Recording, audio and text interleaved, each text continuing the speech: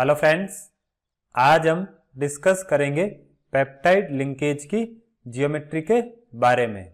देखिए, जब पेप्टाइड का स्ट्रक्चर डिटर्मिनेशन किया जाता है तो उससे पता लगता है कि अमाइड ग्रुप फ्लैट होता है और कार्बोनाइल और अमीनो ग्रुप्स एक ही प्लेन में होते हैं और NH का H और CO का ऑक्सीजन एक दूसरे के साथ ट्रांसपोजिशन पर प्रेजेंट होते हैं। देखिए, इस स्ट्रक्चर को देखें तो ये एक फ्लैट स्ट्रक्चर है और ये हाइड्रोजन और ये ऑक्सीजन एक दूसरे की ट्रांसपोजिशन पर प्रेजेंट होते हैं। ये हो जाएगी डिफरेंट बॉन्ड एंगल्स की वैल्यूज।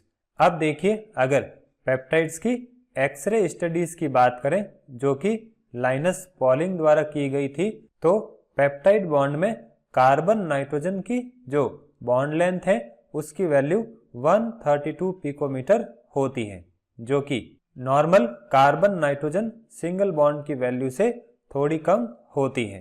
अब इससे पता चलता है कि कार्बन और नाइट्रोजन के बीच में slight double bond character present होते हैं। देखिए, इस स्ट्रक्चर की बात करें तो इसमें डिफरेंट बॉन्ड लेंथ को रिप्रेजेंट किया गया है।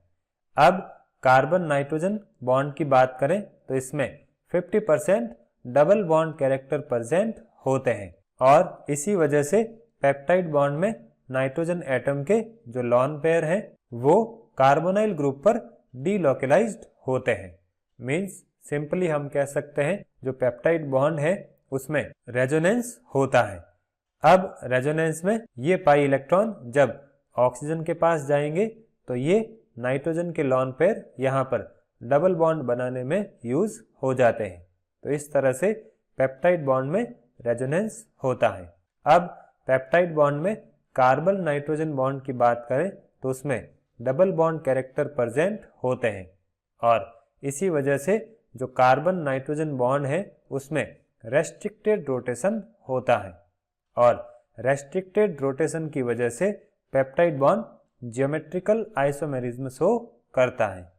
देखिए, ट्रांस आइसोमर की बात करें तो इसमें ये दोनों एल्काइल ग्रुप एक दूसरे की ट्रांसपोजिशन पर प्रेजेंट है और सिस आइसोमर की बात करें तो इसमें ये दोनों एल्काइल ग्रुप एक ही साइड प्रेजेंट है।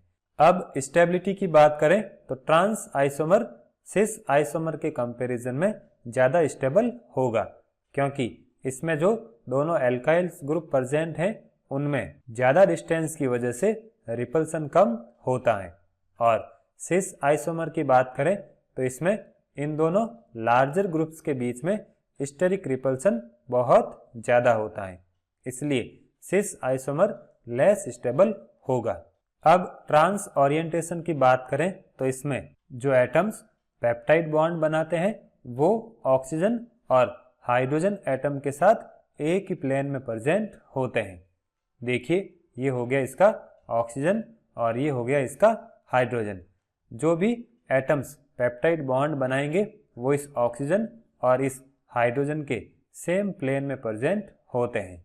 अब पेप्टाइड में फ्री रोटेशन की बात करें तो वो सिर्फ उसी बॉन्ड के अराउंड हो सकता है जिससे कि planar amide group alpha carbon से अटैच होता है और किसी भी प्रोटीन मॉलिक्यूल या पॉलीपेप्टाइड चेन के कन्फॉर्मेशन को डिस्क्राइब करने के लिए हम R-CH-NH बॉन्ड्स और R-CH-CO बॉन्ड्स के बॉन्ड एंगल को यूज करते हैं और इन बॉन्ड एंगल्स को हम रामाचंद्रन एंगल कहते हैं। देखिए, इन एंगल्स का नाम GNA रामाचंद्रन के नाम पर रखा गया है, जो कि एक इंडियन बायोफिजिस्ट है। देखिए, इस डायग्राम की बात करें तो इसमें ये हो जाएगा अल्फा कार्बन और R-CH-NH बॉन्ड की बात करें तो इसका बॉन्ड एंगल हो जाएगा फाई और R-CH-CO बॉन्ड की बात करें तो इसका बॉन्ड एंगल हो जाएगा फाई।